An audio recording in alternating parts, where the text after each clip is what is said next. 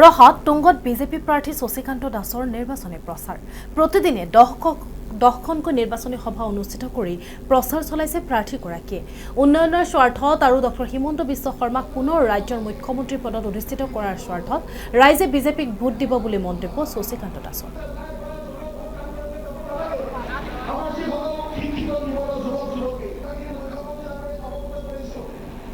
ভাৰতীয় জনতা পাৰ্টিৰ প্ৰতি আৰু বিশেষকৈ অসমৰ সৰ্বকালৰ দূৰদৰ্শী জনপ্ৰিয় মাননীয় মুখ্যমন্ত্ৰী ডাঙৰীয়াৰ প্ৰতি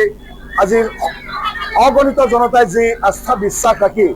আজি 2026 চনৰ 9 এপ্ৰিল তাৰিখে অনুষ্ঠিত হ'ব লগা বিধানসভা নিৰ্বাচনত ভাৰতীয় জনতা পাৰ্টিক ভোট দিয়াৰ লক্ষ্যৰে আমাক আশীষ প্ৰদান কৰাৰ নিমিত্তে আজি অগণিত জনতাই আজি যি সমাৱেশ কৰিছে মই অভিভূত হৈছোঁ আৰু আজিৰ এই সমাৱেশে আজি প্ৰতিখন সভাত আজি ৰাইজৰ যিটো বিপুল উৎসাহ দেখিবলৈ পোৱা গৈছে আমি ভাৰতীয় জনতা পাৰ্টি মনোনীত প্ৰাৰ্থী হিচাপে মই নিশ্চিত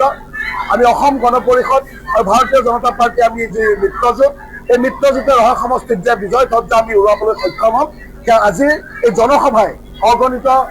জনতাৰ জনসভাই আজি তাকে প্ৰতীয়মান কৰিছে।